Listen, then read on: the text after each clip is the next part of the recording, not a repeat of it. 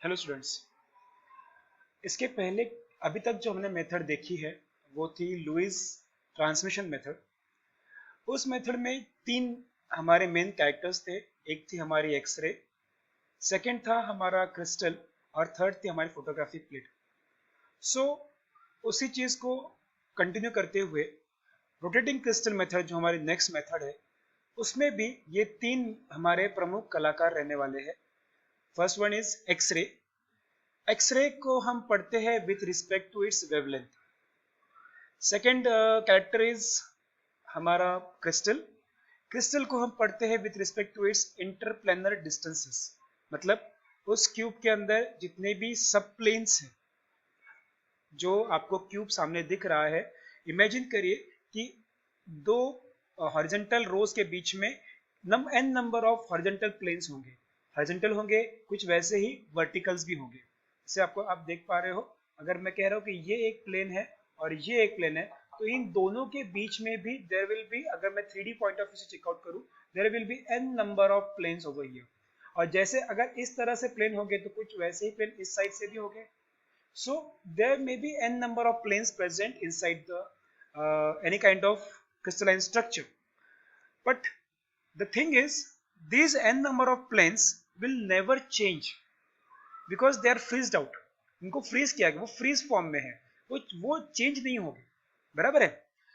और तीसरा कैरेक्टर हमारे पिक्चर का था, वो थी हमारी फोटोग्राफिक प्लेट। फोटोग्राफिक प्लेट का जो पर्पस था वो सिंपल था, वो था जो भी सिग्नल्स आएंगे उनको रिसीव करना और अपना एक उसका एक पैटर्न वहां पे बनाना। ठीक है। जिस तरह से हम अगर हमारे हड्डी का अगर हम ढांचा हड्डी अगर फ्रैक्चर हो जाए तो हम एक्सरे निकालने जाते हैं, तो हम एक्चुअली क्या चेकआउट करते हैं, कहाँ पे क्रैक आया है। तो वो हमें जैसे इमेज मिलती है, कुछ वैसी इमेज यहाँ पे भी मिलेगी हमें। Not same as this, but एक जैसे पैटर्न वहां मिलता है, यहाँ पे भी एक पैटर्न मिलेगा। सेकेंड, चलो next, moving to the next. अब यहाँ पे हम ये तीन कैरेक्टर क्यों स्टडी कर रहे हैं, क्योंकि ब्रैग्स लॉ में ऑब्वियस एक्सआरडी का जो बेस है वो ब्रैग्स लॉ के इर्द गिर्द घूमता है। और ब्रैग्स लॉ कहता है कि थीटा मतलब इंसिडेंट एंगल जो कि वेवलेंथ से कनेक्टेड रहता है, और इंटरप्लेनर डिस्टेंस मतलब जो कि क्रिस्टलाइन स्ट्रक्चर से कनेक्टेड रहता है, इन दोनों के बीच में का जो रिलेशन है वो ब्रैग्स लॉ एक्सप्लेन करता है। बराबर। उसी चीज को कंसिडर करते हुए हम रोटेटिंग क्रिस्टल मेथड सीख रहे हैं। यहाँ पे जो डिवाइस जो क्रिस्टल हम यूज करने वाले हैं वो स्टेडी फॉर्म में नहीं है, वो हम यूज करने वाले हैं रोटेशन फॉर्म में। वो कंटिन्यूसली मूव करता रहेगा। इसके पहले मेथड में जो हमने देखा था, वहां पे हमने देखा था कि लुई ट्रांसमिशन मेथड में जो हमारा क्रिस्टल था उसको माउंट किया था हमने एक सरफेस पे और उसको वैसे स्टेडी छोड़ दिया था। और जो चीज चेंज हुई थी वो थी वेवलेंथ, क्योंकि हमने वहां पे मोनोक्रोमेटर यूज नहीं किया था, हमने हर तरह की वेवलेंथ उस पर एक्सपोज ऑफ किए और फिर जो भी चीज स्कैटर्ड हुई उसको रिकॉर्ड किया था। That means the variable factor was wavelength and the constant factor was angle theta. It in rotating crystal method the case is completely opposite. Here we will be varying the angle theta and we will be maintaining the wavelength as constant value. मतलब यहाँ पे हमें एक monochromator लगने वाला है। Okay, तो चलो बात करते हैं रोटेटिंग क्रिस्टल की। क्रिस्टल के बारे में बताना चाहूंगा मैं कि इस मेथड में यूजुअली हम जो क्रिस्टल यूज करते हैं उसका डायमेंशन रहता है 1 millimetre by 1 millimetre by 1 millimetre. A small single crystal, इस तरह का क्रिस्टल जिसका डायमेंशन 1 बाय 1 बाय 1 होगा, उसको हम एक स्पेसिफिक रोटेटिंग डिवाइस पे माउंट कर देंगे। बराबर है। क्या करेंगे उसको हम माउंट मतलब खड़ा कर देंगे, उसको अटैच कर देंगे उसको। और वो क्योंकि वो मोटर घूम रही है तो ऑब्वियसली वो प्रिज्म भी घूमेगा। ओके। अब क्योंकि ये प्रिज्म घूम रहा है, डेफिनेटली ये अपना इफेक्ट दिखाएगा। इफेक्ट क्या दिखाएगा, अगर आप चेकआउट कर सको तो हर बार अगर this is my front segment, okay, so हर बार इस क्रिस्टल के अलग अलग जो अंदर के लेयर्स है वो एक्सपोज ऑफ हो रही है, हर दिशा से हो रहे हैं और हर लेयर एक्सपोज ऑफ हो रही है।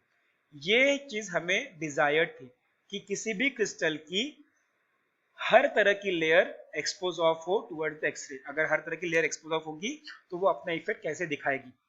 ये यहाँ पे एक बात मैं बताना चाहूंगा आपको कि भले ही हम हर तरह की लेयर एक्सपोज ऑफ करें, लेकिन ये जरूरी है मालूम बताना हमें यहाँ पे कि वही लेयर वही लेयर डिफ्रैक्शन पैटर्न दिखाएगी जो ब्रैग्स लॉ फॉलो करेगी, या फिर मैं कहूंगा जो कंस्ट्रक्टिव इंटरफेरेंस क्रिएट करेगी। अगर वो इंटरफेरेंस क्रिएट नहीं कर पाती तो बाकी की सभी जितनी भी लेयर्स है वो सिग्नल्स प्रोड्यूस नहीं कर पाएगी, वो डाटा क्रेडेंशियल डाटा नहीं दे पाएगी। ओके, सेकेंड कंपोनेंट जो इस रोटेटिंग क्रिस्टल मेथड में है वो है एक सिलेंड्रिकल फोटोग्राफिक प्लेट। हम इस रोटेटिंग क्रिस्टल के सराउंडिंग में एक सिलेंड्रिकल एक सिलेंडर अटैच करते हैं, और इस सिलेंडर के अंदर के साइड पे हमने एक फोटोग्राफिक प्लेट अटैच की है। Okay, this is quite possible. आपने जितने भी लोगों ने घर पे एक्सरे फिल्म होगी, उस एक्सरे फिल्म को आप एक तरह से फोल्ड कर लो, फोल्ड करके स्टेपल कर दो। हमने काइमोग्राफ यूजुअली हम ऐसे ही करते हैं। सो अगर मैं उसको फोल्ड करके उसको मैं एक तरह से उसको गोल सर्कल तैयार कर लूँ उसका, तो मैं उसको अंदर से इसको इस साइड में सरकमफेरेंस पे उसको अटैच कर सकता हूँ। तो ये पूरे सरफेस जो है, ये पूरा सरफेस कवर हो जाएगा with the photographic plate. Okay, then next step क्या रहेगी इसमें? ऑब्वियसली नेक्स्ट स्टेप रहेगी हमारा एक्सरे। एक्सरे जो है, ये एक्सरे जो हम यूज करने वाले हैं, जो हम किसी भी लाइट जो एक्सरे सोर्स से हमारी एक्सरे आएगी, it will be passing through a monochromatic device. This is most important. In rotating crystal, monochromatic device is used. That means whatever ray we will be getting, it will be of known wavelength. It will be of single wavelength. It won't be a group of wavelength. Okay? So अगर मैं कहूँ कि मुझे 257 nanometre भेज रहा हूँ तो it will be 257 nanometre. अगर मैं कह रहा हूँ कि 107 पिकोमीटर यूज करो तो मैं 107 पिकोमीटर की यहाँ पे यूज की जाएगी। ओके, अब इमेजिन करो कि अगर ऐसे एक्सरे इस प्रिज्म से टकराती है तो क्या होगा। ये कोई हम जो टकराने का जो सिलसिला है वो एट वंस नहीं है, ऐसा नहीं है कि वो सिर्फ एक सिंगल फ्रैक्शन ऑफ सेकंड के लिए हो रहा है, एक स्पेसिफिक ड्यूरेशन के लिए वो होता है, एक स्पेसिफिक ड्यूरेशन के लिए होता है। और वो जो ड्यूरेशन रहेगा वो से 10 सेकेंड, 5 सेकेंड, 2 सेकेंड, इस ड्यूरेशन में वो जितना टाइम लगेगा उस प्रिज्म को रोटेट करने के लिए, क्रेडेंशियल डाटा देने के लिए, उतना टाइम लिया जाता है। यहाँ पे यूजुअली सीरीज ऑफ रिवॉल्यूशंस लिए जाते हैं, और रिवॉल्यूशन की सेटिंग इस तरह से रहती है कि हर बार मैक्सिमम नंबर ऑफ प्लेन्स जो इस प्रिज्म के अंदर है वो एक्सपोज ऑफ हो टुवर्ड्स द एक्सरे। अब नेक्स्ट स्टेप क्या होगा?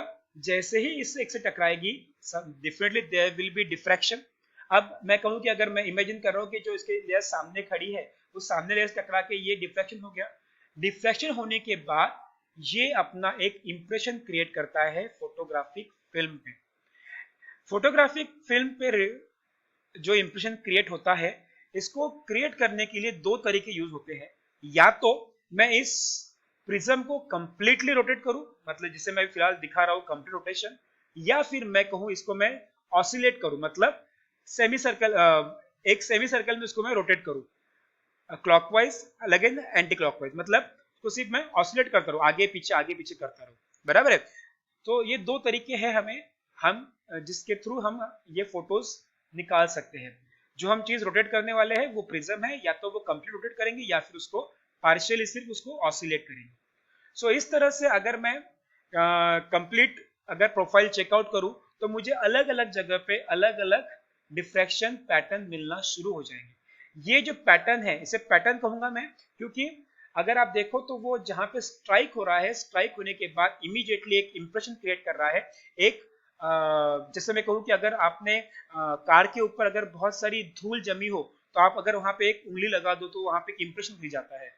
बराबर? हम काफी बार हम कांच पे नाम लिखते हैं अपना, अगर ठंडी बाहर हो तो बर्फ की अगर बर्फ बहुत सारा पड़ा हो तो हम उस पर भी नाम लिख सकते हैं, या फिर हम रेत पे अपना नाम लिख सकते हैं। तो वो जो इंप्रेशन क्रिएट होता है वो कैसे होता है? By simply placing the finger. Okay, so यहाँ पे भी इस फोटोग्राफिक फिल्म पे एक्सरे जब इसे टकराती है तो वो एक इंप्रेशन क्रिएट करती है, जैसे हमारी उंगली उस रेत पे क्रिएट करेगी, कुछ उसी तरह से ये एक्सरेज इस फिल्म पे इंप्रेशन क्रिएट तैयार करती है, और यहाँ पे एक डॉट बन जाता है जो विजिबल है। और ये डॉट जब हम एक साथ देखें तो हमें एक स्पेसिफिक तरह का पैटर्न दिखता है। पैटर्न मतलब एक तरीका, एक सेट, है ना। हम जैसे कहते हैं कि हाँ, आज का पैटर्न क्या चल रहा है, अभी जैसे कोविड केसेस निकल रहे हैं तो कोविड केसेस का पैटर्न क्या है, जो लोग बाहर घूम रहे हैं वो ज्यादा ससेप्टिबल है, जो घर में है वो कम ससेप्टिबल है, तो ये पैटर्न रहता है। इस तरह से यहाँ पे भी एक पैटर्न बनता है।